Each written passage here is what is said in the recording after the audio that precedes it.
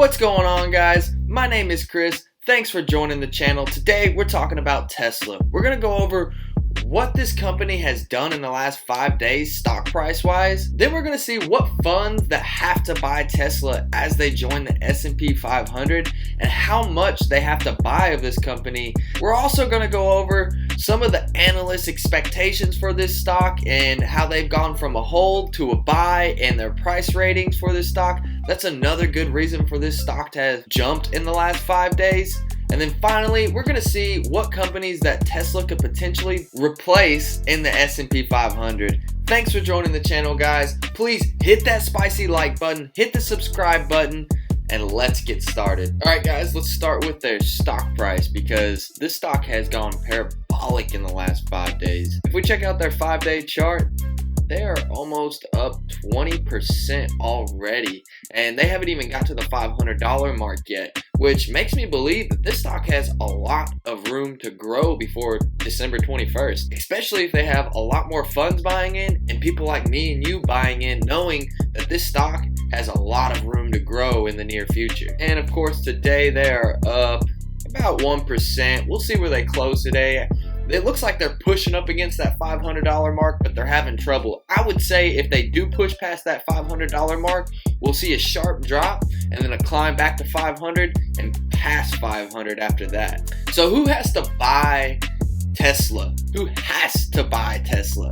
And this is an important question because these index funds right here, the S&P 500 index funds, will have to buy Tesla. And as you can see, the top 5 funds here are Vanguard, the SPDR, the Fidelity, Vanguard. These are all companies or funds that are going to have to buy Tesla before December 21st or after December 21st. So this stock has a lot of room to grow. So how much room does it have to grow? Let's take a look. So on CNBC's little article they have here, it says that Credit Suisse estimates that passive funds will have to buy around 95 million shares, with active fund managers bringing in a total add to around 125 million shares. So if we do a quick Google search here, as you can see, it's another $62.5 billion that they'll have to buy of this fund. That's a little more than a 10% increase on this stock where it's at today. So I don't know if these funds are buying this today or if they have to wait till the December 21st mark. You guys let me know down in the comments.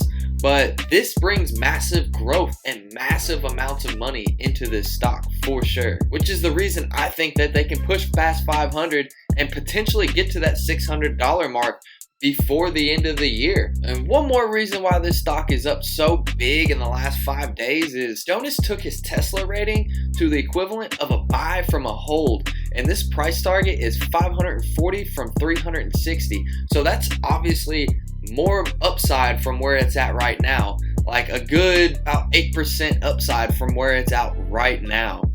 And his bullish case on this stock was $1,068 a share, up over 100% from the current levels. And that's why another reason why this stock has just done absolutely so well in the last 5 days. One of the big questions is who's going to get bumped from the S&P 500 and who's Tesla going to replace? Well, we really don't know until it happens, but here's some companies that could potentially get kicked out of the S&P 500.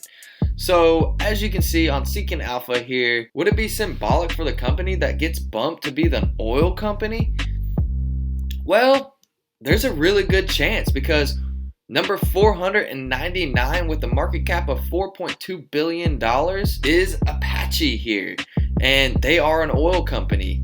Also in the bottom 10 is Natural Oil Well, Varco with a $4.6 billion valuation, Devon Energy at a $4.8 billion market cap, and Diamondback Energy at a $5.6 billion market cap. So out of these companies here, one of these are probably going to be the one that gets bumped from the S&P 500, which is kind of ironic because Tesla is an electric vehicle company and they're so much larger than these oil companies right here. And a lot of these oil companies don't have that great of financials at the moment. So it just makes sense for Tesla to replace one of these companies, if not a couple of them. Like I said, guys, I'm going to try to keep this video short. I know you guys don't want to wait 10 minutes to get all the information, so I try to get it out there as fast as I could and as clean as I could without making you guys wait for it. We went over Tesla's stock price. We went over the funds that have to buy this company and how much they have to buy of this company and what that could potentially do to the stock price. We also went over the Morgan Stanley upgrade for this stock and saw what companies could be potentially replaced by Tesla in the S&P 500. I hope you guys enjoyed this video. My name is Chris. If you guys would please hit that spicy like button, hit the subscribe button. We got to 100 subscribers this month, and that's super exciting for me. Our next goal is 200 subscribers. But that's all for today, so I'll leave you with the peace out.